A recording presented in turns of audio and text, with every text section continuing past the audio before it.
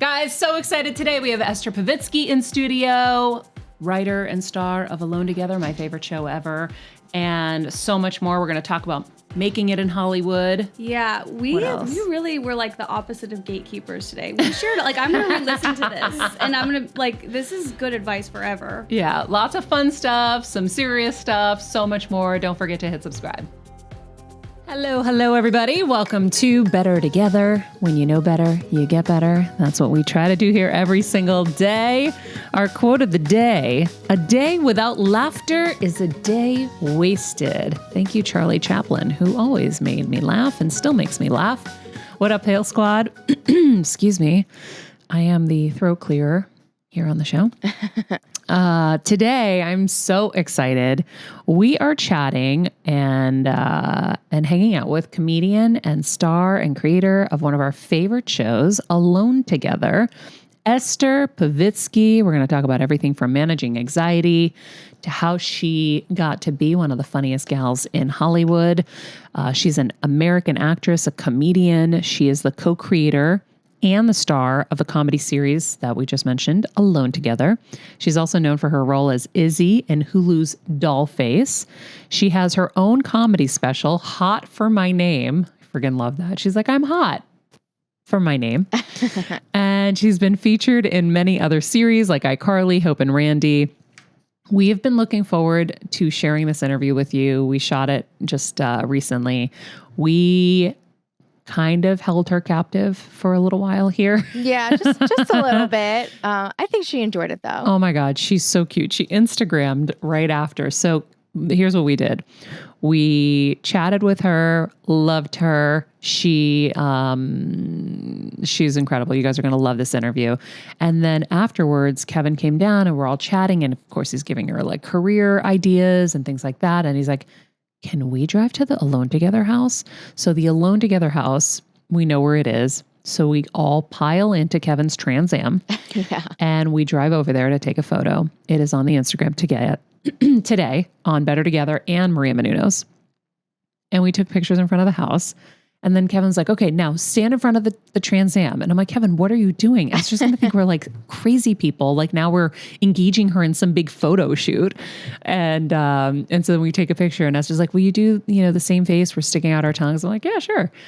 Ends up being the cutest picture. And I kept fighting Kevin because I was like feeling awkward that we were like holding her and making her do all this stuff. Oh my God. She loved it. Oh, she loved you guys so much. And she's incredible. And I just was expecting like a fun interview, but she gave a lot of great takeaway, especially about rejection, which I think I know a lot of kids my age are kind of scared to even try things because it's like, oh, what if I fail? What if I don't do well? And she talks a lot about how she gets over that and how that's really not something that should be holding us back. So yeah, she talked to us about a pretty big loss that she had to deal with in life. So we talked about a lot of stuff. And then of course I loved her Instagram post, which I'll share with you guys after the interview. So take a listen. I hope you guys enjoy my chat with Esther Povitsky.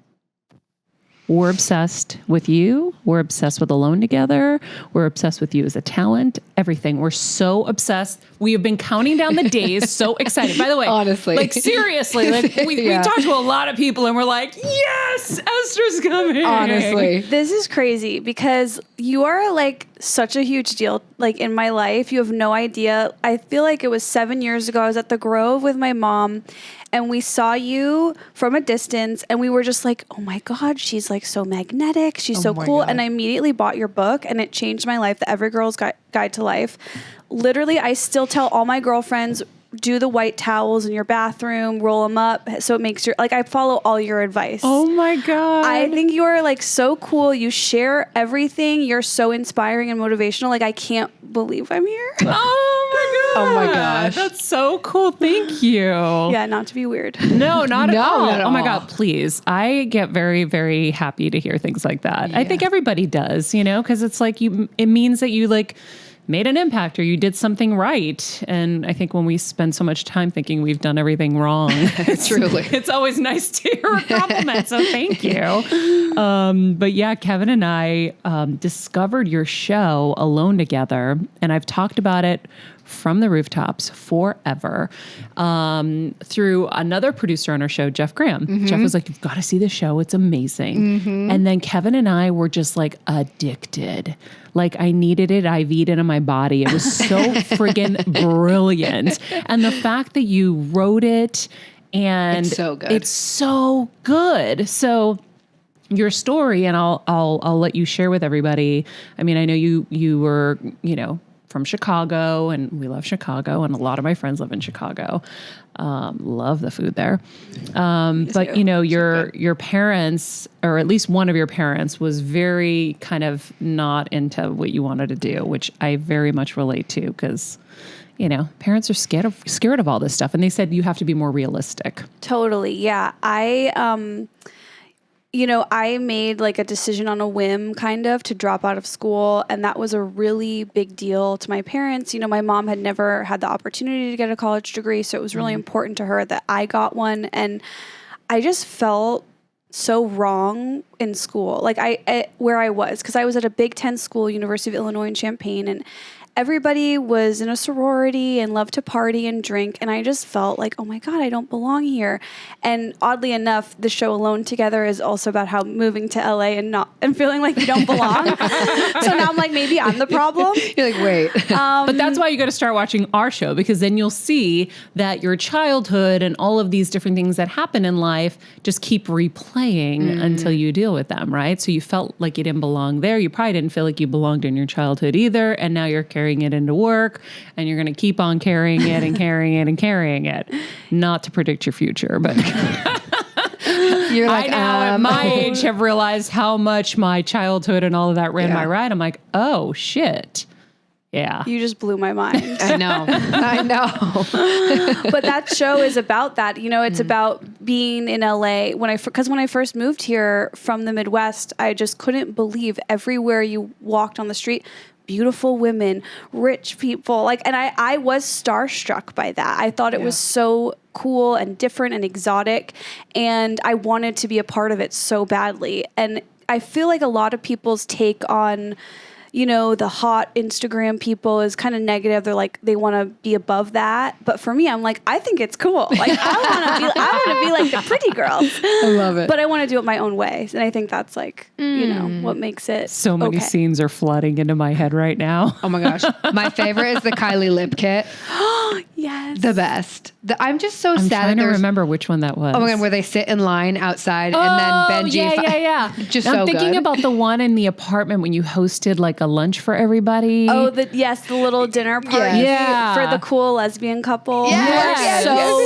So smart and so much cooler than us. And I was like trying to impress them with my Princess Diana commemorative plates. That's right. Yeah, like Oh whatever my you were God. doing, you were always trying. And I think that's actually an interesting take on things. It's like, why be negative about it? Like you did it in a way where it was super funny because you were, highlighting it and highlighting the differences, but then in a cool way. I like that. It was so fun. Everyone just feels like they're part of it. They're like, oh wait, yeah, I can identify with this versus the opposite. Well, yeah, because I know I understand, like when you see the paparazzi shots of like the Bella Hadids or the whatever, you're like, how do they always look so cool? Like they always look cool, right? Yep. And for us, like we have to like really plot and plan and try, and like our Instagram, where's the light? Like they're just like effortless. They just walk through and it's just like perfect. But it isn't effortless because the stylist had to work so hard to put all that shit together too. I know, that's what I've learned. All those paparazzi photos, they like the paparazzi were called in advance. Everyone was, there was an expensive stylist involved. It's like nobody Nothing's is real. just rolling out of. Although No. to be honest, I did wake up looking like this today, but that's because this makeup You and look hair phenomenal. is from yesterday, and that is problematic. And I am embarrassed. I'm shocked that it stayed on so well. So am I. I feel like I slept like really. I manifested it to look good today. Oh my God. I've slept in my eye makeup. I won't sleep in regular makeup, but I've slept in eye makeup that I wanted to keep for the next day because it looks so good because someone did it. And I just sleep like I'm in my coffin and I don't move. And it works. It works. I'm so relieved to hear you do that too. Yeah. Well, the key is in the morning, you got to take a Q-tip and wet it and then clean the inside rims of your eyes, because then you feel like you got refreshed, like you washed your eyes. That's a but you great didn't. tip. Whoa. Maria's full of Every Girl's Guide to Part Life 2. Yeah, there you go. Is it coming? Because I genuinely need it. Now I have the website. So I Okay. built mariamenounos.com, and all of these tips that I would have put into a second book that I might be slightly too lazy to do because it's a lot of work is now on the website. Like nail polish that won't come off.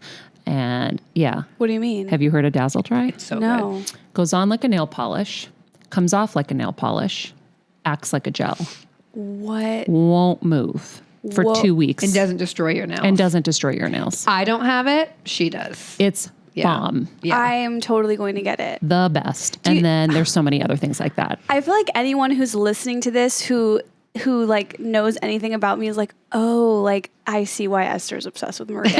Because you are the ultimate cool girl and you're sharing your tips, and and I think now there's a trend of where people will share, you know, Now. there's no gatekeeping, but it was not always like that. And I Yeah. feel like you were the OG, and I just like, that's why I agree. was so drawn to Thank you, because you. it's your tips in your book are not like, it's not like it's actually the real stuff. And it made me feel like, oh my God, like a beautiful, famous, wonderful, creative person is telling me exactly like the truth. You're so You know? right, though. And it's not like you have to be rich or you have to be this or it's like, no, go get washcloths from Walmart, and it's like it's Well, attainable. I'm obsessed with solving problems Yeah, you are. and finding the solutions. And so I've, interviewed so many people. So when I was having acne issues, I was like, how am I going to tackle this? How am I going to beat it? And so I took a few little things from everybody, combined them into my formula. And it works. And I've got many patients now that I treat True. to success. But what you said hits me so hard, and it makes me so happy, because that was my intention when I wrote it. I was like, all these magazine editors get sent stuff for free and they get excited, and that's why they put it in the magazine, not because necessarily it works or it's the best thing out there. And so the advice that you're getting in so many places is through that lens, right? Or they're paying to be in there. So with mine, the feedback I kept hearing was, we can see that it's your eyeshadow because it's a mess.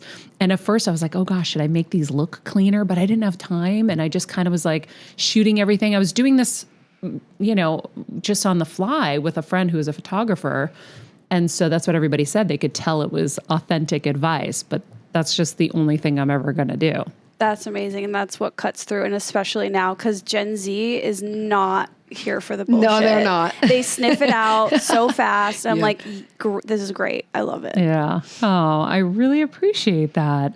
Okay, so you come from Chicago, you drop out of school, you tell your parents you want to Move to Los Angeles and pursue my dreams, which I, at the time, was a little vague. I knew I wanted to work in comedy. And, my parents were they fought me on it. No, no, no. And then eventually, I honestly think the real reason they didn't want me to move to LA was just they didn't want to have to drive me. But then once my friend was like, I'll drive her. My dad was like, okay. So Good. Did you make your parents do shit for you? Were you the boss? yeah, Yeah. a little bit. I can tell. I always feel Because like if that was their fear, it's because they knew that you were going to make them. And they would have done it. And they would have done it. They were like my parents. So funny. Are you an only child? No, I wish. Good. Are you? I'm half. So I'm my dad's only child. My mom I have an older half sister. Okay. But yeah, I feel like I was raised, my parents do not even know what parenting is. I was just raised in a house where we were all equals, and it was just very non-conventional. But so moved here, and I remember I was the first night I moved here, I was at a bar, and it was actually Luna Park. Do you remember that? Mm-mm. Maybe it was over Wilshire, La Brea-ish. And I was sitting there with my friend, and I was just making fun of my friend all night. And it was so much fun. And the bar owner was this woman. She comes over to me and she's like, "You're really funny. You should do stand-up." And I was like, "That's so weird that you say that. I just moved here today to try to do comedy." Well, isn't that a sign? And No kidding. I was like, where do I go? What do I do? And she just said, "Oh, the Comedy Store is a place that does that." And then the next day I went to the Comedy Store. I tried to get a job there. I didn't. But I loved the vibe, and I just literally hung out there for like 2 years straight until Wow. they let me on the stage. Wow. Well, first of all, wild. like I said, what a sign, right? That you're doing the right thing and you're in the right place. So, like the first person that you start like engaging with is saying this. That's That kind is of weird cool. because no one since that moment has ever said you should do stand up. You're like, wait. No, because we're just all fans now. So it's a different thing. Now you have fans who love watching your stand up. It's so interesting. I know that there was some dancing dreams, and I feel like I saw you dancing in Alone Together too, because when I watched it, I was like, gosh, she's very talented. She can sing, she can dance. You are using all of your crafts within. Yeah, I grew up dancing, and I thought that was originally I thought that was gonna be my career path. I majored in dance in college. Oh, wow. And then I started to feel like, wait, it's kind of weird that I'm in a career where I'm never really gonna speak. And I realized that what I loved so much about dance class and what made me so passionate about it was that I showed up there and I was making my friends laugh. And I loved to be the one who would like do a pirouette and fall out of it and like make it a silly moment.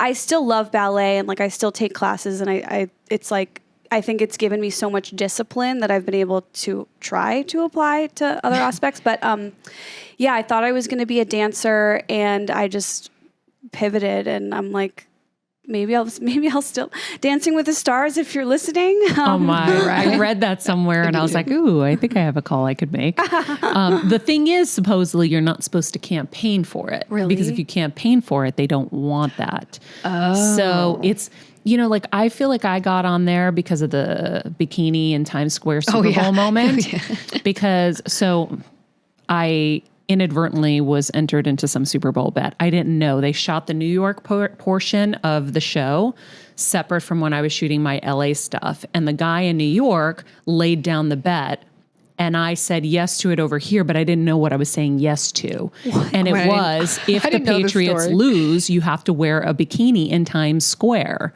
So I didn't know until I watched the show that night and saw all the pieces come together that I had said that. And I was like, oh, it's okay. The Patriots are going to win. And I was so convinced, by the way, that at the Super Bowl, I'm downing Snickers ice cream bars like they're water.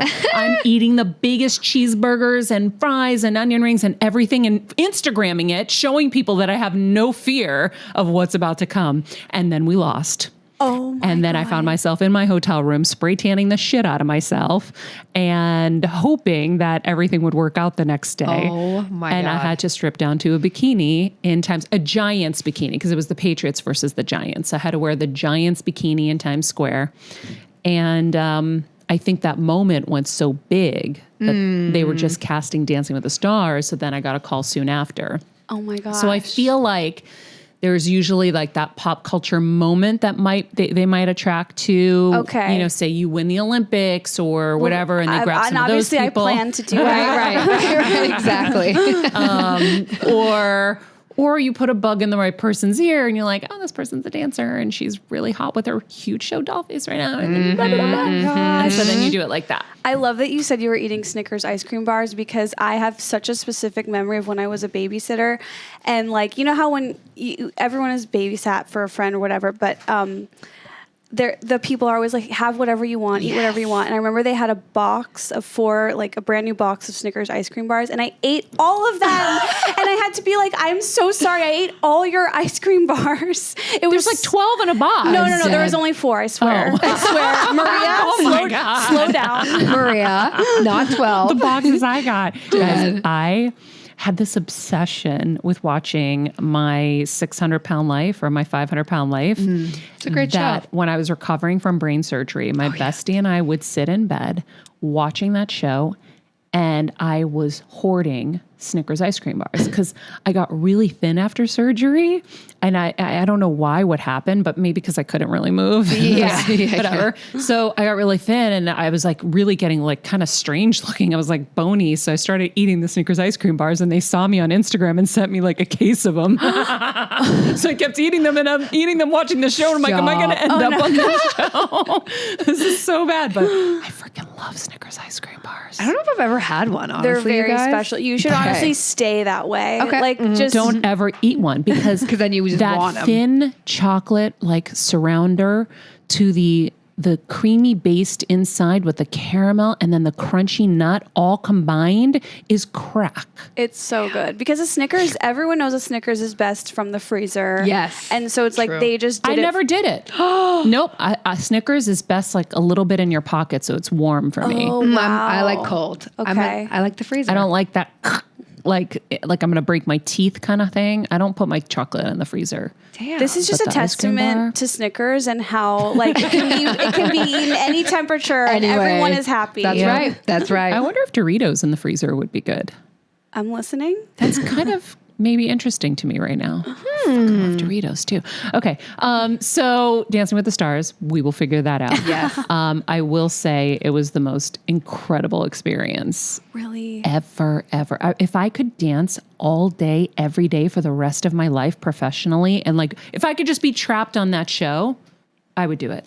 I never would have left. It was the greatest thing ever because I didn't grow up going to dance classes and all that. So here are my parents in my adult recitals, basically front row watching me. We were too poor for dance classes. And plus I had to go clean nightclubs with them. So I didn't have time for any of it, but it was amazing because I went from not being able to put one foot in front of the other to like a dancer. You were great. Oh my gosh. Last summer, Maria, we just went through all of her Dancing with the Stars videos. And I was like, Maria, you're really good. Well, like Derek really said to me good. when we were doing them, he goes, Maria, it's not about the scores. He goes, it's about the YouTube videos because you're going to watch these for the rest of your life. And he was right. Smart. Well, what you said is one of my favorite things about dance, and you may not even like know this, but so people always say, I can't dance. I can never dance. I have 2 left feet. And this is why like dance is the best thing ever because all you have to do is practice. If you like, all you have to do is show up, take a class, and you will get. And you had that experience, and it's like, I love thinking about that lesson and applying it to anything that I possibly can. Oh, I like that. It's like, oh, I That's good. suck at something. I'll just keep doing it, and then I'll get be better. better. That's great. Marking that one down. You know what That's a I good think one. too is so cool about you in this story? It's like you had the awareness that you were like, I like going to dance class and making my friends laugh. Like that's something that not a lot of people have. Is it you looking back now and seeing that, or did you realize it like in the moment? Definitely not in the moment. I would say it was like a hindsight thing, you know, Yeah. like it was a few years after I made that decision to transition careers. And also like I grew up loving comedy and watching SNL, and you know, my dad is just like an old Jewish funny guy and I always wanted to be like him. So the comedy bug was there. It took a second, you know, like I feel like our subconscious knows and we don't know that it knows. Yep. And Yeah. it takes us a minute to like catch up with it. Well, I always say, and Kevin loves this, I always say like J-Lo knew she was J-Lo before she was J-Lo. So everybody around you doesn't know. Like I knew what I was going to do, but I didn't know. Like I knew subconsciously, but I didn't know it was going to happen or how the frig I was going to get there. Yeah. Right. Like when J-Lo, I was looking at her when she was on In Living Color. I'm like, she knew where she was going. It was just going to take a minute for everyone to catch up to her. I You think know what I that's mean? so cool. That gives me the chills. I love that because so like much. you knew too. You didn't know exactly why you were going to pivot, but you knew that that's where you needed to go. And then later you can kind of put the puzzle pieces together and figure it out. Right. But I like that you use the dance analogy, like that whole kind of process to everything in life. Because it's true, you know, you see things that are intimidating or like you instantly say, I can't. And then you miss out on potential that could be there, right? Like, you know, people do all these things and you're like, how the fuck do they do that? Well, someone taught me. Julianne Hough said, pretend like you're going under the rope. Yes. Okay. Like, so then I'm like, Yeah. oh, now I know how to do that. Now that I was can do so it. easy. And you look It's so a good when you technique. do it. It's like, it just, you can just learn it. I know Yeah. in the pandemic, I had like a girl pod where, you know, we were all like hanging out outside and stuff. And all the girls we wanted to learn a dance, and I taught everyone the WHOP dance. Remember that moment? Love, of course. And it was like everyone was like, "We're never going to learn it." I was like, "If you break it down step by step," and then Yeah. they all nailed it. Yeah, Oh, I it love is. that. It's like putting one step to the next step to the next step. You regroup those, then you go add more. Then And not being afraid, yeah. right? What kind of dance do you like best? I really love a ballet class just because I show up, I know what I'm getting, a bar, and I always feel like that's like the basis technique for everything else. But I also really like musical theater dance class because I love Broadway stuff. So yeah, whenever I'm in New York City, I'll go to Broadway Dance Center and take like a professional musical theater class and absolutely be the worst one there by a factor of a million. And I don't care. I'm like, because that's another, I'm telling you, my dance teachers like made me the person I am. I always think one of my dance teachers said, everyone in class is looking at themselves. They don't care what you're doing. They're looking in the mirror at themselves. And so I'm like, okay, nobody cares if why would they care if I'm doing bad? And I don't care. So that was how I felt like in Soul Cycle class. I'd sit in the back and I would bawl my guts out. It was so like cathartic because I'm like, no one's paying attention to me. Everyone's suffering on their own, trying to like survive this class. And I'm like, I like this because I never think that. Oh my gosh, I went to a dance class and I like grew up a gymnast. So I can move, but not like that. And I went to some, what's the big like playground in LA, like big, like. Wait, is that, Pussycat Dolls, Robin Anton's place? I think it so, is. Yeah. So like good people go there. Yeah. And I was mortified. I was like, I can never do this again. But I like your take because I guarantee no one was even looking at me. no one cares. No one cares. Yeah. Oh my No one God, cares. I'm having flashbacks. She taught me the Pussycat Dolls thing. I did it in Vegas. I performed it. And I had to do like the whole like sexy routine. I almost sang, but I was like, this is just too much. I can't do the singing and dancing. I'll come back. I'll come back. But I was a pin in that. practicing Fever, but it was like intense. Like, Wow. I have some like crazy photos. I'll have to go back. That is We so need to see 'em. iconic. Yeah. Oh my Yeah, gosh. because I remember her talking about the playground. You got to come. But I get so intimidated by aerobics classes or dance classes. It takes me so much to focus and like do it. Yeah. Like I'm better one-on-one. No, I'm the same way. I get too scared of like too many people, and then I think I'm the one looking at everybody actually. Honestly, me too. Me too. But then you just think everyone else is looking at you because you're looking at everyone. Yeah. No, I It's like so your take, crazy. Esther. So you get to the Comedy Store, you start hanging out for 2 years, and then Did you get a just bug chance. them? Well, so what I originally wanted was to be a waitress there because I thought that was like how I could get in and get stage time and stuff. And they were like, we don't need, for whatever reason, they didn't want to hire me. And, Well, they probably have so many people wanting to do that are, yeah. And then, but they have an open mic 2 nights a week. And I just did the open mic, and I would show up to the Comedy Store at 9 p.m. every night when the show started. And this was, back before COVID. So there were shows every night, 9 p.m. to 2 a.m. And I just sat in the back, and I babysat during the day, and I would go to the Comedy Store and I just sat in the back of the room and I would walk around and talk to people. I mean, there was a homeless person who sold things for $1 at the Comedy Store, and like I would hang out with him. Like I don't know what, I just was like, I love this. Like, I don't care what this is. I'm happy. It's weird. And I remember my parents were like, all of our friends think that you are telling us that you're a drug addict. What? They're like, we told them that you're staying out till 2 a.m. Every night, and they think you're a drug addict. Oh and my God. and then my parents and I would laugh. They were like, we both know I'm too scared for that, and I'm a dork. But yeah, and I think like, and I still like to look back on that time in my life. I kind of call it like 2009 energy because that was the year. I just gave my everything to that world. And obviously that's not sustainable, and that's not something that I've done over the last 10 years for I've worked at it, but and I last year I actually had a miscarriage, and after that I was like, I'm going back to 2009 mode. Like I want to work, I want to be creative, and this is my life, and I know that I don't always have to give it 24/7. And obviously that's like not healthy. It's not really 24/7, but I don't know. But in the beginning, you have to.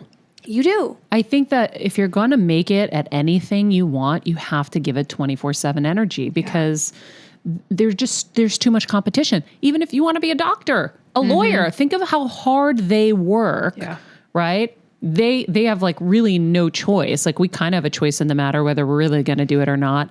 But the only way to make it is to give it that. And then you can double back a little and say, okay, now I can throw a little me time in here or whatever it is. But you can't win without. Look, how does an Olympian win the 50-meter dash or the land a triple lux? They don't do it by having work-life balance. They don't. And that's an honest answer that I feel like some people wouldn't want to say, but it's true. And, you know, and like a couple years in, you know, I met who's now my fiance, Dave, and that year, the first year of my relationship with him, I look back on that and I'm like, I really was not giving my all to my stand-up that year because it was really hard. You know, when you're so in love. There's always something that's going to give. Yeah. Yeah. And so, but it's balancing of when am I in that mode and when am I not? I think that's more like. So here's the deal. When you meet the guy you think is the guy or the girl you think is the girl or whatever it is, that is okay because you got to cultivate that too. So you're giving that an actual real breathing chance where most people are giving it like their hour before to bed or whatever. You know, they're not making enough time for it. And then how is it going to grow? It's like a flower. It needs like to be watered. Right. Yeah. Right. And so now you have somebody that's your person. Yeah. Then now you can negotiate and be like, all right, this is going to be my busy season. I'm, you know, maybe going to see you when you're snoring. Well, he has sleep apnea and he has the breathing mask, so he won't snore. Oh my God. You got him a breathing mask? No, he had it when I met him. No way. On our first date, when we were on a little walk, and he goes, I should just tell you. And he pulls out his Instagram and he shows me a picture of him in his breathing mask. First date. And I was like, my God. oh my God, I love you so much.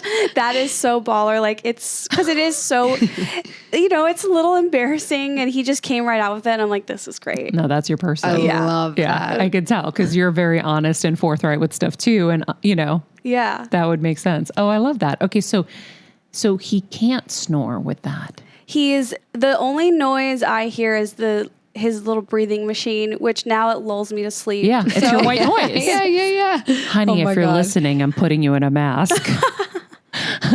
Oh, is that something you're working? Well, I punch him at night. Oh my God. No, I nudge. So he'll start snoring and go, and I do it really quick, like ninja quick, so that he doesn't know it was me that woke him up because he's in a deep sleep and he's snoring hardcore. Sorry, honey. I know you're probably annoyed I'm saying this to Esther right now. So then like I do like the quick punch and then I pull my arm back so he doesn't know it's me. And then he goes, and he wakes up. And then I pretend like I'm dead asleep and then he'll fall back asleep and he'll do it again. I'm like, oh, frick. So good. Then I do it again.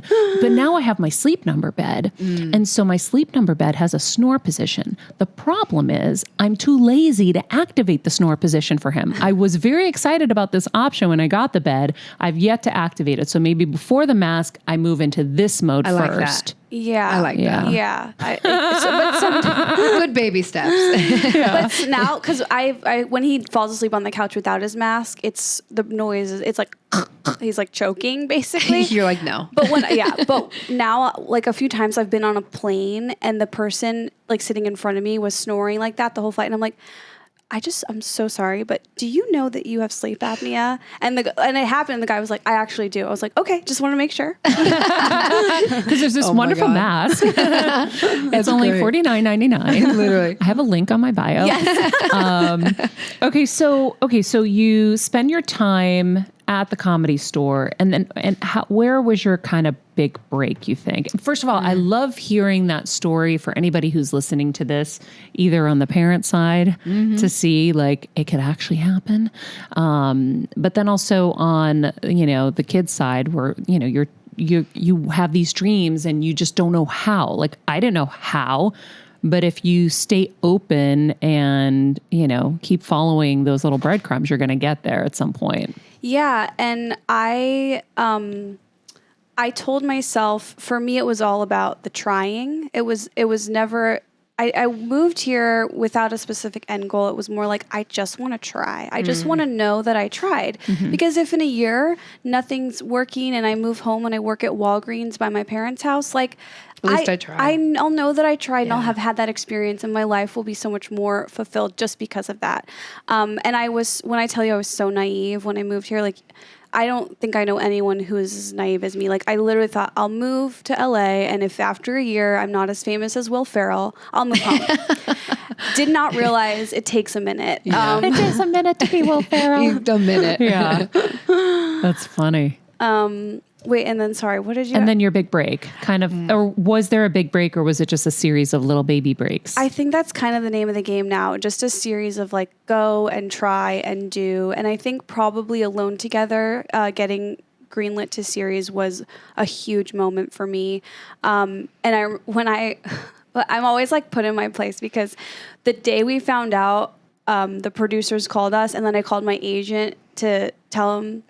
And his assistant picked up, and I was like, oh, okay, just tell him to call back Esther. And she's like, Esther who?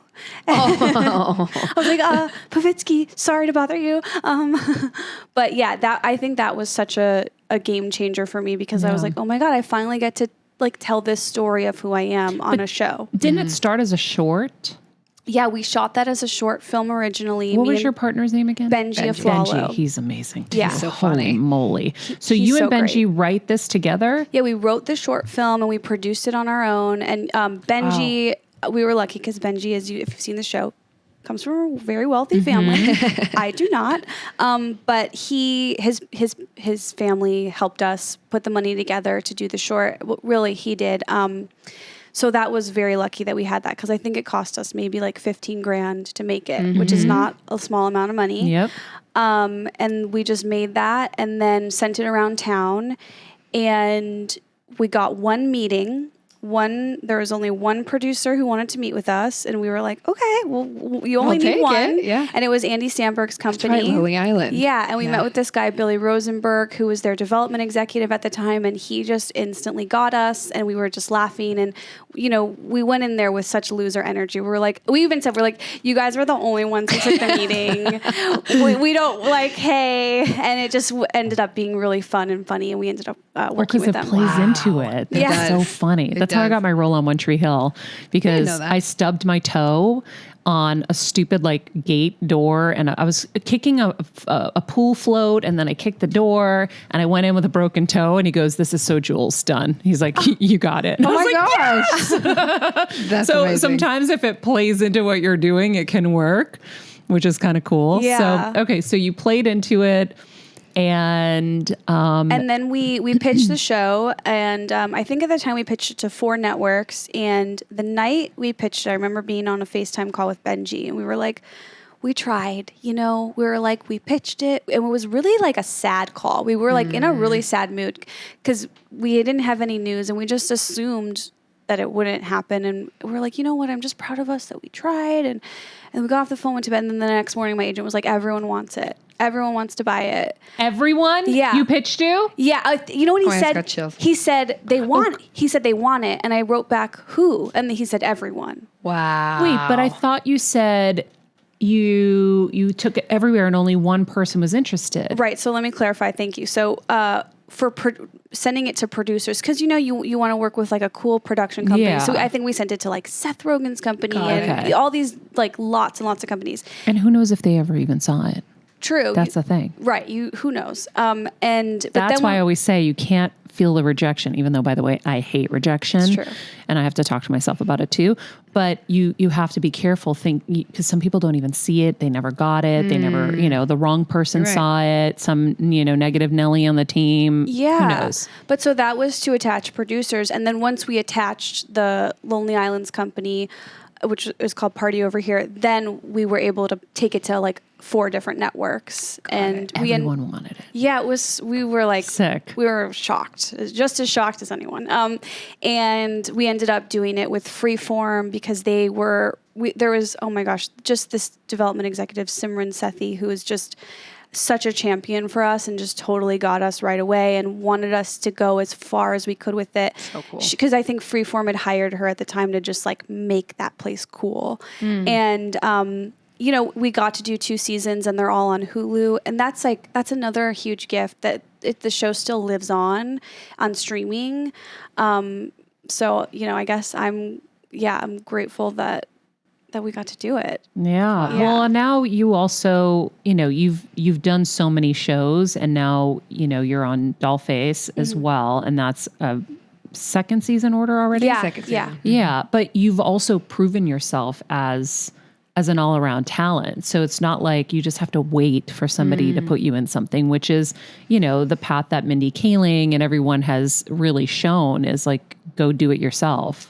Yeah, Mindy Kaling, I mean, her career is so incredible. She's it's like, who doesn't look up to Mindy Kaling? Oh my God. Yeah. But yeah, and it's true. And the reason, I'm glad you brought that up, because the reason that we did make the short film when we did was because we weren't getting any jobs. We weren't getting any calls. We weren't getting any interest. I was going on every audition in town that I could, and it was not going well. And I wasn't ready for, and I also wasn't right for those things. And this was not a show that was born out of some ambitious, like, go-getters. It was really like, we have nothing else, so we're here. Let's figure it out ourselves. Oh. And we were at Benji and I, we were hanging out all the time, and we would go to parties, and people would be like, we'd be hanging out at the Comedy Store, and people would be like, you two what's your deal? You guys are so weird. You're always together. You look like a couple, but you're not. And we'd be like, yeah, no. What? Oh my God. And so it was almost like people's view of us really helped us shape what the show was. Yeah.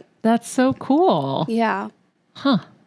So funny. I love that. I feel like, do you think that you were going out for the wrong roles? You were being sent on the wrong roles? Or do you think it's like sometimes they don't get you until you show them?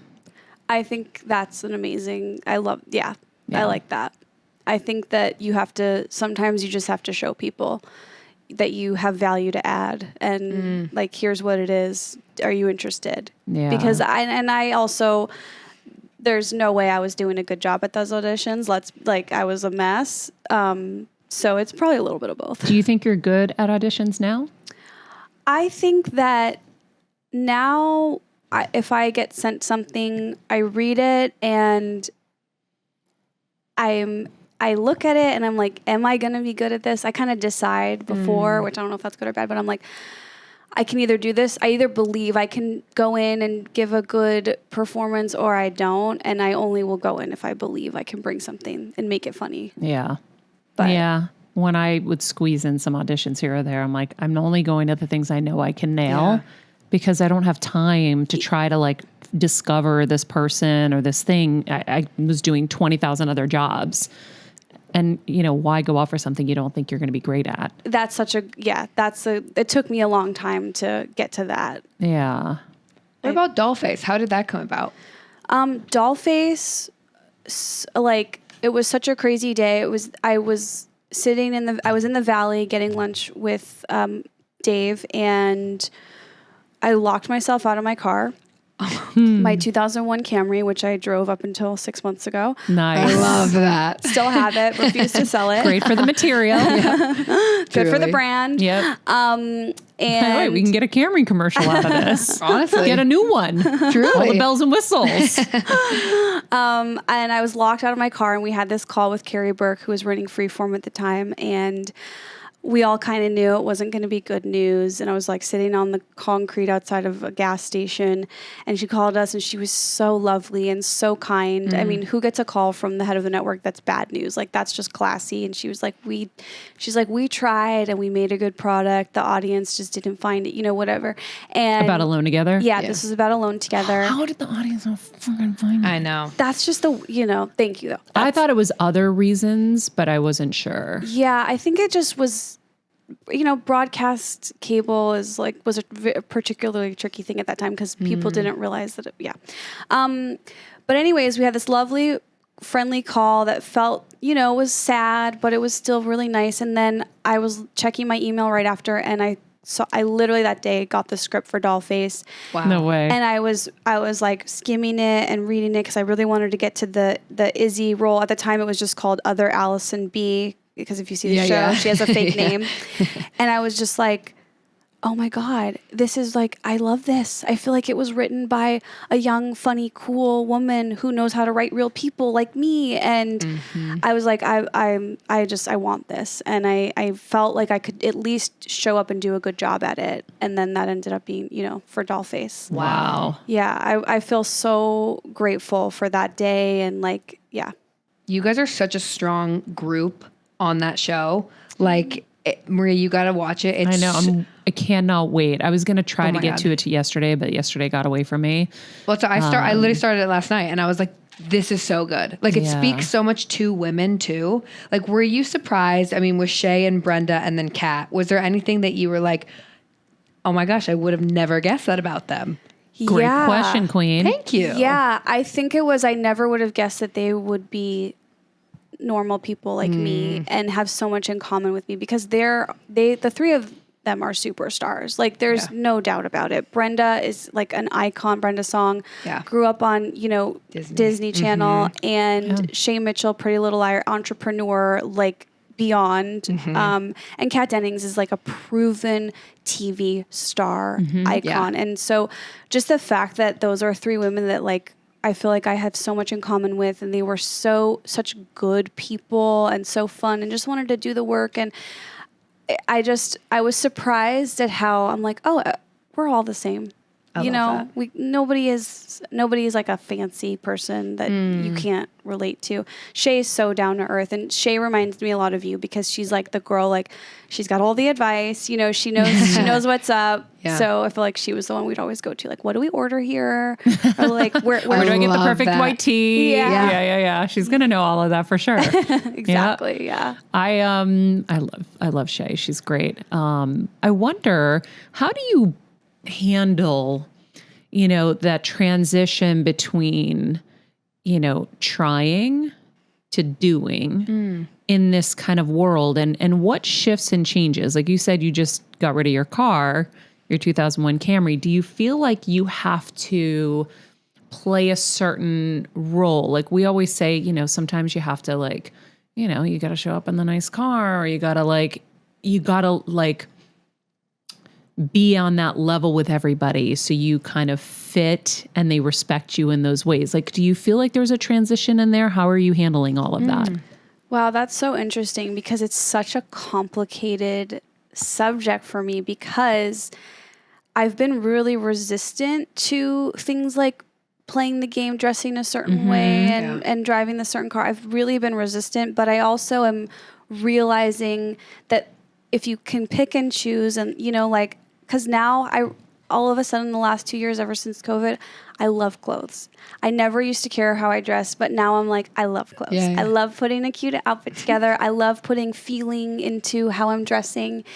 And I think that has made a positive impact in feeling like I fit in certain ways, in a nice way. But at the same time, like, if that's not what you're into, I don't think you should force it. Because I'm not into driving a fancy car. And I know I would be lying if I didn't say there's been so many times where I've showed up to something that was valet and everyone was there. And I'm in the 01 Camry that is dented within an inch of its life. And I have to make the joke like, oh, sorry, like I can afford something better, but but I love it. I've had to be the insecure person, like, and kind of explain myself. But I would like to think that, like, today, if I showed up in that car, I'd be like, what's up? Hey, everybody, So it's definitely a balance. But yeah. Yeah, it's a very interesting walk between like holding on to who you are and then also growing. Yeah. Because it doesn't have to be that you're changing, you're growing. And also some of those things help you own your worth a little bit and own your value. And I had to learn that along the way too. So there's a lot in there. Like, I had my moment where I think I had to pull up to the Four Seasons in the minivan, and Adam Sandler and everyone are right there. And I'm like, hey! Oh my God. That was like I forget why I was driving the minivan, but we love our minivan. I mean, we have nice cars too, but it was kind of funny. And I think we straddle those worlds. Like, I just quit on Chili's recently, but like Chili's. Like, we don't go to like Mr. Chow's for dinner. We don't go to like fancy places for dinner. And it was always kind of, I was proud of that. I'm like, if I'm somewhere, I'm drinking a beer. I'd be at the Oscars drinking a Bud Light. And people would look at me and I'm like, what? I love you so much. You have no idea. You have no idea. I love you so much for that. I had Chipotle 5 days last week.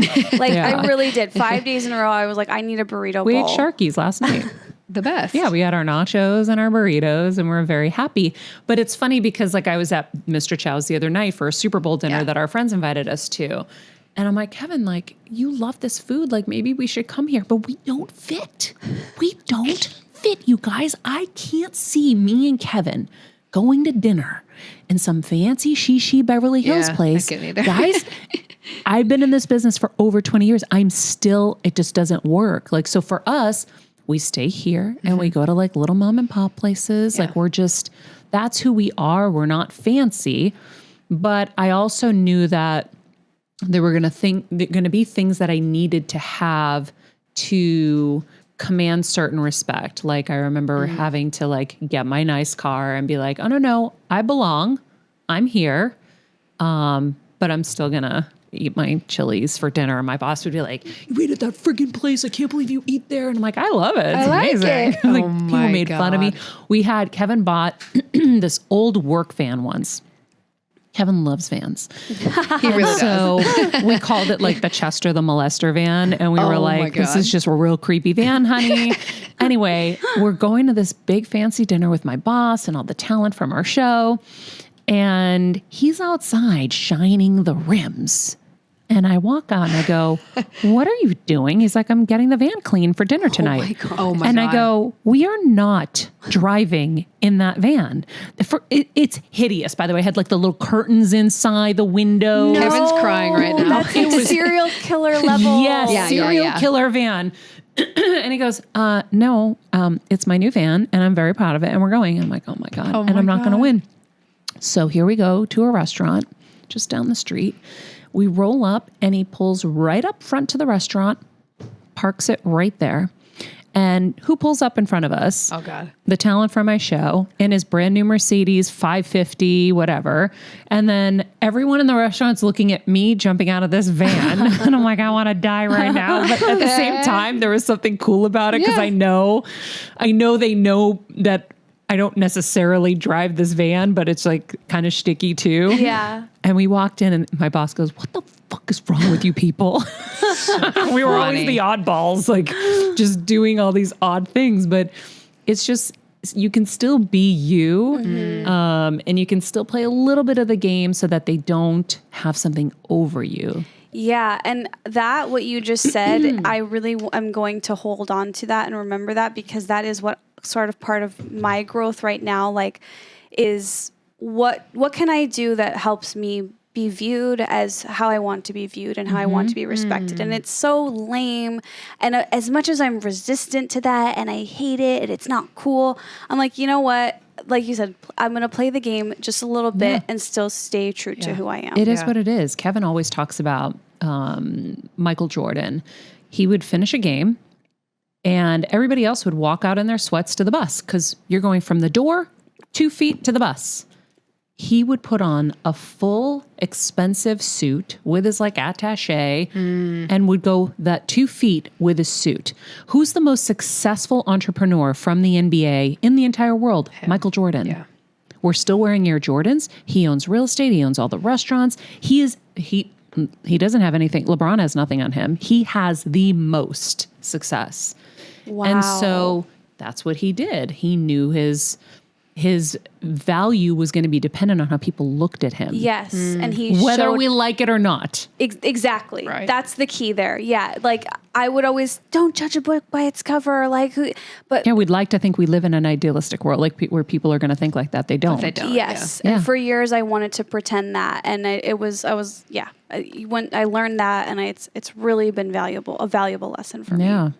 So, okay. So don't worry. I will big sister you when you need those things. I will help you through these moments. She's a good big sister. So. We coach a lot of people through it. Cause I'm always like, I know my friend, is a makeup artist and he was like, gosh, he's like all these like artists, they come in and they're like so bougie and they're this and they're that. And I feel like I have to change. I go, don't change. You're a unicorn because you are so humble and so sweet. And all these other people are divas and they think that they're the star. And then the star is all confused. Like what's going on? And I go, no, be you. Now all of them are like, how do you have so many huge clients? How come you're the one that everybody wants? Are you serious? Yeah. And so you can't change who you are. And I never will. Because it's just really too hard. Same. Too lazy. I'm too lazy. There's I'm no not way. smart enough. That's not gonna happen. But I also am just comfortable being me. But there are gonna be certain things. Yeah. Like I will make sure that when I leave the house, I look as great as I can, right? Like I'll look at it like a J-Lo. Yes. J-Lo, even if she's in sweats, she's gonna look awesome. Like she's Yeah. gonna make sure she's got the right sunglasses on or the, your hair could be a little messy, doesn't matter, but you gotta like try, Yeah. which is your theme. You Yeah. gotta try. And that's it. Not to the point where it's like killing you and exhausting you, but No, but you it's have those to think you're in little- that public arena. Think of Michael Jordan. And my That's dad a always great used to one. say, Maria, you gotta look good when you go out. Everybody, they're looking at you. You gotta look good. And so I was like, okay. And, there's a little perfectionism that runs the ride that we're working on. But yeah, it is important whether we like it or not. Yeah. You're not going to go into a restaurant that has a D outside and looks like a sloppy mess inside. You're not going in there. You're going to the A that looks clean and the aesthetic is nice, like the coffee shop I discovered yesterday that I'm obsessed with. That we all And I have wanna to go to. I want to go live in there right now because it's so cool. And it's just life. We're drawn to a good aesthetic. So Yeah. we have to think in those ways and try to take that, it's all the negative stuff that the people around us will say, like, don't change, don't forget the little people and all this stuff. And it's like, no, it's not that. I'm adapting, I'm growing, I'm building. Yeah. And the more you do those things, then realistically it can expand the opportunities available. And then it's just, I look at it, I'm like, you know what? That's more for me to share my message and who I am and reach more people. So that's worth it to me. But trying is hard. It's like it's not easy because when you are like on the hook that you tried, you can fail and that can hurt. And I think for me, like it's knowing and embracing that you can fail. Like that's okay. And that for me, my dad would always say, Esther, your ability to handle rejection is your talent. That is your strongest suit. It's your strongest suit. It's what you have that not everyone has. And I think stand-up comedy, especially, if you want to be a stand-up comedian, you're going to have to bomb all over town for years. And you learn to live with that feeling, and it's okay. It's okay to get rejected. It's okay to fail. You have to fail if you want to be a person who tries. Because guess what? Like, I just started trying to look cute. I might dress for an event, and I might look like absolute shit, and it might be embarrassing, but that's okay. But you tried. I tried. Have you always been that way? Definitely not with clothes, but like with Rejection. With rejection, yeah, because I got so much of it. So like I just have failed so much that I'm like, oh, I can handle this. I'm used to it. Like that's okay. Who cares? Wow. Who cares? What did your parents say when you got alone together on air? Oh my God, they were so happy and excited. Their joke is, we always told you could do it. Stop it. But they're in on the joke. Yes, they get it. they are. My God. That's amazing. Yeah. That's so funny. And when I first did a set on late night, I think it was at the time Craig Ferguson, they were like, they couldn't believe it. I don't know if it's like, I don't know why they have so much doubt in me, but literally I could do the littlest thing and they're like, oh my God, we can't believe it. So Alone Together was so much fun for them. They really enjoyed watching Is there anything they're scared of that you might do? Ooh, what a good question. I think because I use them a lot in my comedy special. They're in my comedy special. So I think they trust me that I'm not going to humiliate them. I think they trust me. But you need to, because that's going to be funny. Yeah. You're like, it's part of my shtick, you guys. I You need just, it. you just send them a check. Give Give them their commission There you go. for their story. oh, Sorry, that's guys. true. I did. They're going to love it. We did negotiate because this crazy thing happened where basically they told me this really embarrassing story about their sex life, and it was so traumatic. And I was like, you know what? The only way that I can live with this is if I share it on my podcast. Stop. And I was like, and I know it might embarrass you guys, so is there a gift can we negotiate? And I was like, they were like, yeah. And I was like, oh, we really want this new stereo. And it was $500. I was like, I'll split it with you. And my dad goes, well, then I guess you can only tell half the story. Oh my God. And I was like, all right, I'll buy the whole thing. Oh my God. That's hilarious. That's great. No, that's just what we're going to do. We're going to negotiate some, a little 5% commission on whatever I earn from your humiliating stories. Yeah. Brilliant. Right? You like how I went to 5 and not 10? Yeah. I You're wanted like to go down to to 10 5? and then I knocked it down to 5 because they might negotiate up to 10. But if you start at 10, they're going to go up to 15 or small. 20. We got to start small. Start small. So Esther, you were pretty public about the miscarriage that you experienced, and you mentioned it earlier. Can you share a little bit about? Yeah, I would love to. So I got pregnant and we lost it, and it was very painful when we found out. I remember when the doctor told us, we were in such shock, and we were in our masks, and I just remember I was staring at the doctor, and like by the time she left the room, my mask was soaking wet with snot and tears. I was just in such shock. It was so traumatic. And I'm fine now, but it was a really hard moment. And was this an expected pregnancy, or it just kind of happened and you guys were excited? We were very excited. We were like, we knew what we were doing. Yeah.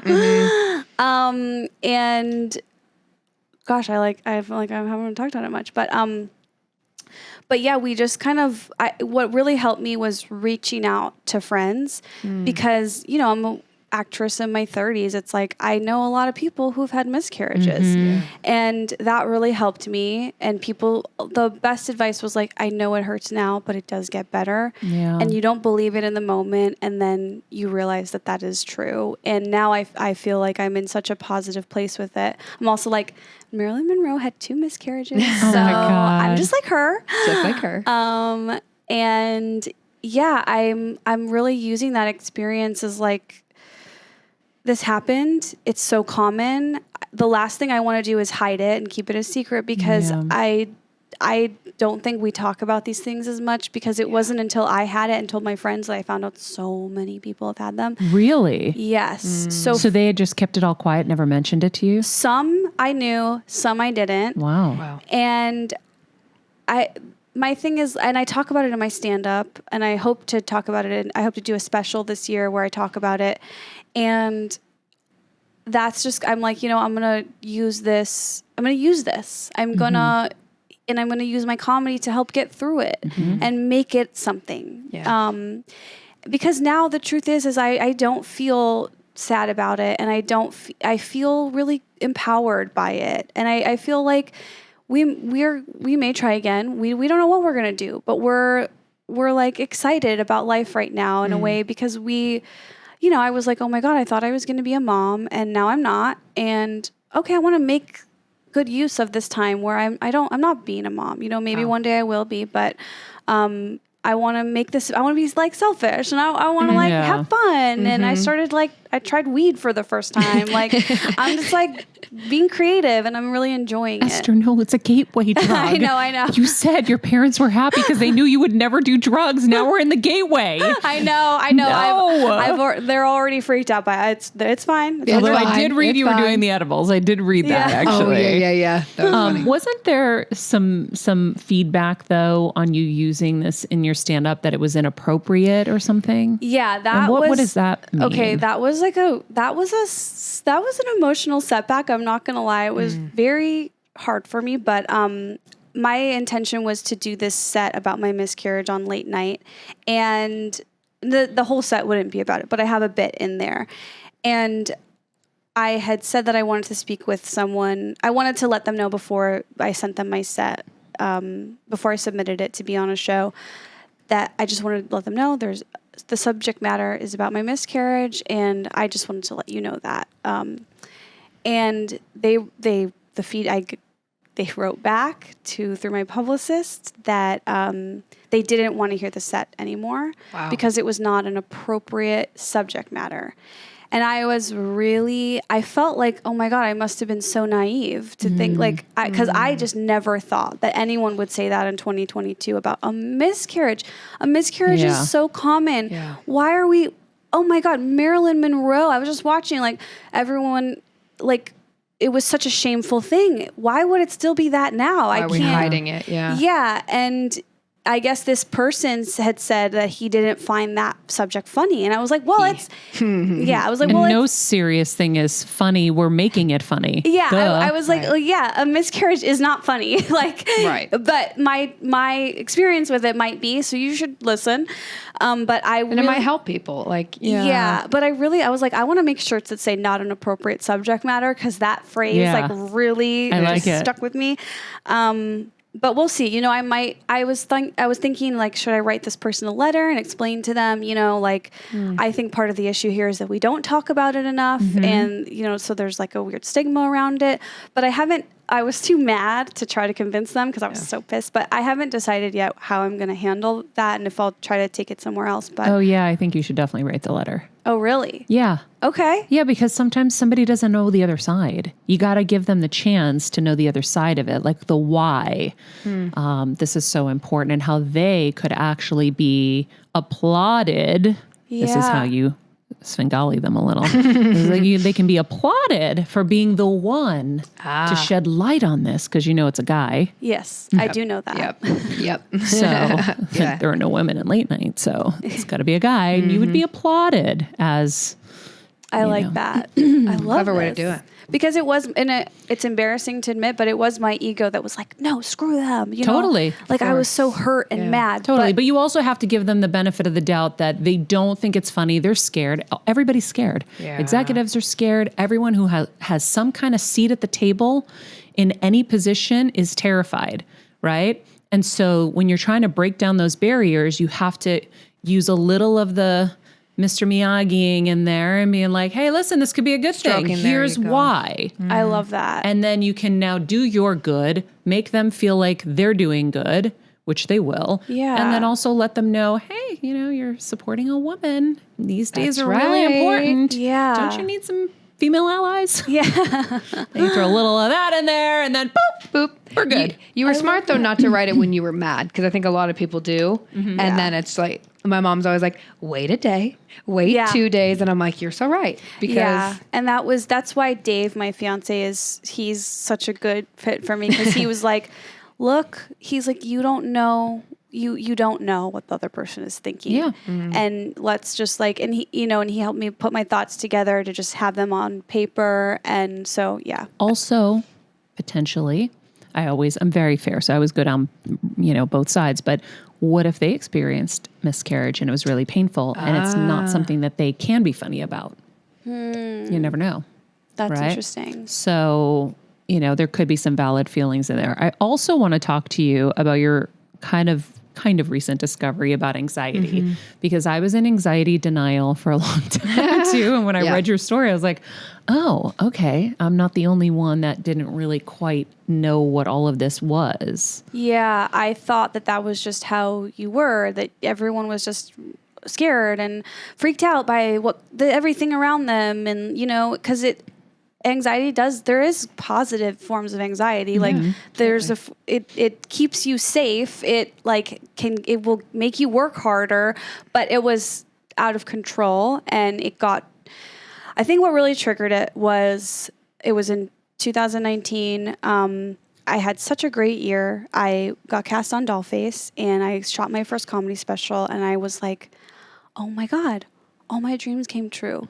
But I feel the same. I'm not fixed. I'm not better. I'm still anxious. I still am insecure, and I still have problems, because I think a lot of people think that when your dreams come true, you're a new person and all the problems are gone. That's not true. That's not what happened for me. And so then when Doesn't for anybody. yeah, You're still you. exactly. The problems don't go, you're still you. That's what it is. And that really sent me into a really bad spiral where the anxiety just like leveled up and took control. Well, because now also you have something to lose too. So you're going to be fearful that everything's going to be snatched away. And when you first make it, that's what you worry about. Yes, that's so true. yes, that's totally part of what was happening. This will never happen again. This was my good year and that's it. And it was really hard. And I really leaned on a lot of friends who really showed up for me. And, one of my best friends from college, Lena, she was like, you have anxiety. This is bad. This is crazy. Nobody wants to hear this complaining anymore. You need medication. I started it. You need it. And she was really the one who, her and my mom were just like, would not drop it. And finally they broke me down and I started taking anxiety I started taking, low dose of Lexapro, and it really changed my life. It really was the fit for me. And I was very resistant to it because, my dad did not want me to take it. My mom did. This is my life. There's no unified voice in my house. It's this one says this, and so I'm always confused. Always don't know what to do. But, my dad is like the kind of, there's always those people that don't even take Tylenol. They don't want medication. Yeah. And so I had that voice in my head and it was really hard to fight it. But now I'm so much better. I started re-upped my therapy. And re-up my self-help, and the medication really helped me kind of balance, because the way I see it, it's like, we're not designed for the lifestyle that we have. Like, we're not designed to stare at the screen and see everything about everybody and all these, I was like, you know what? This isn't normal. Nope. And so it's okay if I need some help. Yeah. I like that. Yeah. This is not how evolution did not prepare me for this. So, yeah. And I also now I'm like, oh my God, I had anxiety and it was debilitating. And I'm so grateful that I took the step, and I still am self-care is still a thing that has to actively be pursued. I forget about it. And I'm really proud that I took that step, because now I'm really reaping the benefits of it. So what are the biggest things you've noticed have changed since you got on medication? I would say I'm okay. You know what? Here's a good way of putting it is, let's say that I come across something that might make me anxious. I don't get the physical feeling that comes along with it anymore. So normally I would see something and, I'd be anxious and my stomach would churn and I would just feel it throughout my whole body. Yeah. And I don't feel that anymore. I'm like, oh, okay, that makes me anxious. Okay, how do I deal with that? Stop it. Mm-hmm. And I don't feel like a different person at all. That just wasn't my experience. But I found the right medication for me, and I think that can be a tricky thing. But that physical sensation that really takes the anxiety and really makes you run with it, that doesn't happen to me as much anymore. But I by no means have this all managed and figured out. I am so on that journey still. Wow. I've heard a lot of people say that their life changed after taking that. Really? Mm-hmm. A lot of people. Yeah. Yeah. I mean, self-help gurus, people you would never think. Yeah. That took it and they're like, oh no, my life has completely changed. I think we're all just so scared of the stigma. I was the same way. I used to get massive panic attacks. Everyone was like, you're fine, figure it out. You can't figure it out. And I was the same way. I got on a low dose and it changed my life. I was able to stop it and be like, Kelsey, you can stop this. You can control this. But it's just you at the end of the day have to make that decision for you. Yeah. And there's no shame in if that's what you want. And there's no shame if that's what you don't want. Exactly. I think, there's so many options. So many options. Exactly. Well, DollFace is back right now on Hulu, right? Yeah. Season 2. Yes. Are you guys already filming another season? Do we have to wait to get another order? We're waiting on that. We're waiting on that news. Yeah. Okay, we'll see. Cool. Yeah. Are you writing anything? Yeah. So I'm developing a show right now where me and my writing partner, this guy Steve Healy, who wrote for The Office and Veep, he's just so incredible. He's kind of talented. He's kind of done. He's kind of done this. But he and I are working on a script right now that is about kind of the world of high school theater a little bit, and it's just just meant to be just funny. So I'm really excited about that. So we'll see. Oh, that's awesome. Sounds fun. And then I'm producing an indie film. So we're like getting into the weeds of like casting and stuff like that right now. So Are you going to be in it too? hell yeah. Of course. Hell yeah. When you pitched Alone Together, did you guys say that we have to play these roles? How did you guys do that? You know, we didn't even say that. I think it was the way we pitched it. It was so implied because we just went in and told our story of who we were and what our relationship was. And I think, you know, because that's actually a great question, because there are things where you're like, you write this, okay, do you have to be in it? Or would you rather it be made if you can't be in it? Yeah. And that's a question that I have to answer for myself a lot, because sometimes the answer is actually, oh, I don't need to be in this. I would love to just get this story told because that's more important, and my writing career takes precedence over that. But sometimes I'm like, no, I want, because actually this film that we're producing now, there was a moment where I was like, I just want this to be made, and if we have to find someone else. But the producers were like, no, Esther, stop it. We're doing this with you. We don't care, you know. And I think it's taken longer to get it made that way. But for this one, we're doing it. Yeah. What do you have, like, what's your craziest dream, basically? I'm trying to what's your craziest dream? In your mind, like, what's the biggest kind of thing that you think could happen for your career? And then maybe personally, we'll do both. Okay, that's such a good question. Really, I just want to keep doing exactly what I'm doing. Like, I would love to have this year. I would love to make this show I'm working on and shoot a special. Like, those are the things I want to do. In terms of a crazy dream, I think, like, if I was on a magazine cover, even though magazines are all dead.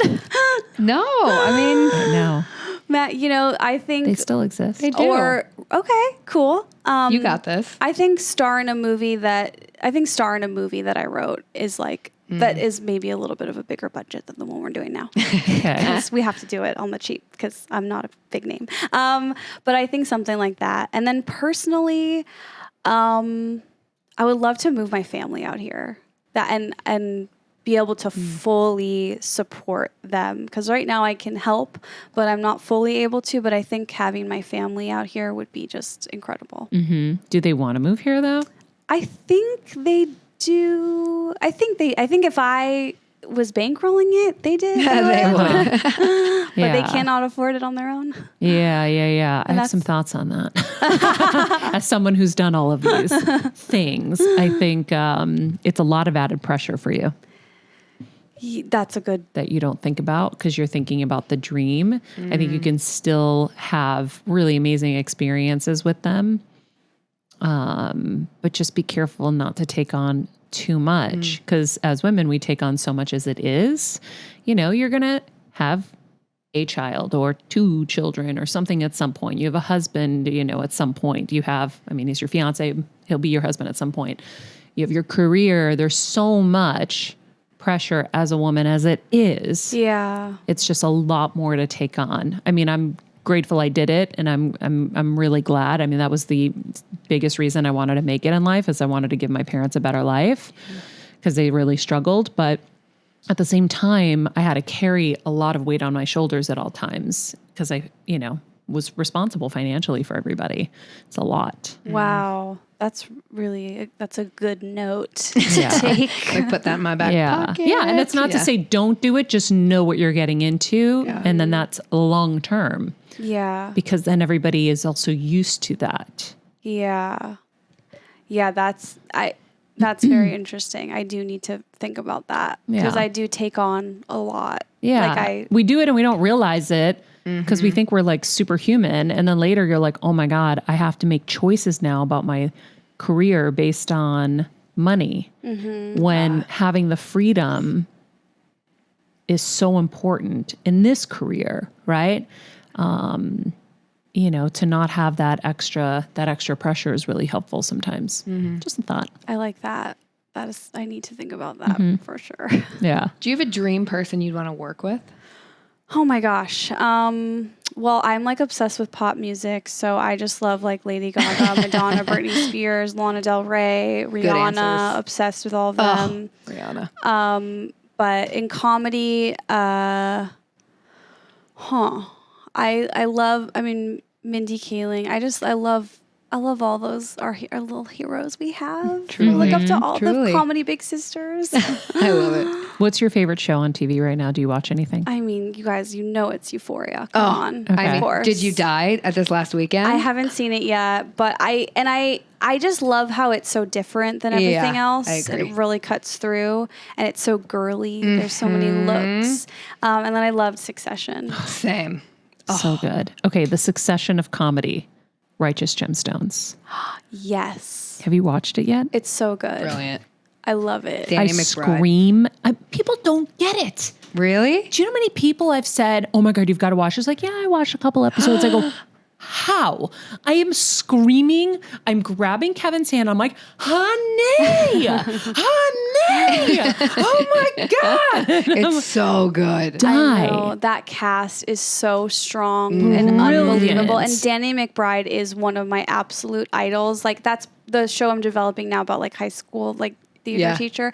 That definitely has an Eastbound and Down inspired. Like, that's my favorite show of all time. Oh my good. Lord. It's so good. It's so good. I also think turning everything into comedy is funny. We have a line in the house that says comedy must rule. So no matter what happens, brain tumors, whatever, we are joking about everything. We are making light of everything because, by the way, it's so much easier to get through life because comedy must rule. I'm obsessed with that, and that applies to my little traumatic experience last year. It was like, well, I'm going to make stand-up about this miscarriage because comedy must rule. Laughter's healing. So we like anything that's going to make us laugh. So keep making things that's going to make us laugh, Esther. DollFace season 2 is out now on Hulu, friends. You can check out our podcast, Trash Tuesday, with Annie and Esther. And is it Kalila? Kalila. I have her name tattooed on me because I'm such a dork. You're so cute. And then her Instagram is at Esther Monster, where you'll get to see her pup, Donut. Yes. We also love you on TikTok. Thank you. So funny. Thank you. So we love Esther. We love her. That was so much fun. She's our new best friend. She's our new bestie. She wants to, move in here, I think. And we're going to let her. I joked because I go at the end, because we were calling Kevin her stalker. And then I go, we keep thinking Kevin's going to kidnap Esther, but Esther might kidnap Kevin. And I loved her Instagram post. So she posted, So cute. What did she say specifically? It was something like, I'm now dictating my life by before I met Maria Menounos and after I met her. Let's see. I'm going to pull it up. BC. Yeah, she goes, I will now divide my life into 2 categories. Before I met Maria Menounos and after. So cute. I am dying. She is so cute. And you know what I loved about her is I never understood exactly, she was able to really put into words, because obviously she created the show, why, what she was doing there. And that's what I loved about it is it wasn't her making fun of people. It was her wanting to be more like them. Yes. And that was the joke. Yes. The joke was that she's, not up to snuff, like in terms Good of like, distinction, yeah. Yeah. And so where a lot of comedians, a lot of their comedy comes from darkness and making fun of people. What a great time for her to rise where she's not. Right. She's really making fun of herself because she doesn't know how to do her makeup, or she doesn't know how to do whatever it is. Right. In the show. And she even said that to us in the car. Yeah. She was like, I want to be the butt of all jokes because I don't want everyone to like hurt anybody. Yeah. And so that's exactly what she was doing. You're right. But I really, really admire that. And I think that she's a unicorn in this industry because of that. Right. Yeah. So yeah, it was pretty fun. Yeah. She's a special little light. Yeah. She was very sweet. And it was really cool to watch her. Like, we think we were fangirling over her. She was fangirling over you and Kev, like just so appreciative and so excited. And I thought that was really, really cool to watch also and listen to. Yeah, she's great. So I hope you guys loved the interview. Let us know what you thought. In the meantime, if you haven't checked out mariamenounos.com, please do. And be nice people, make good choices, and be present.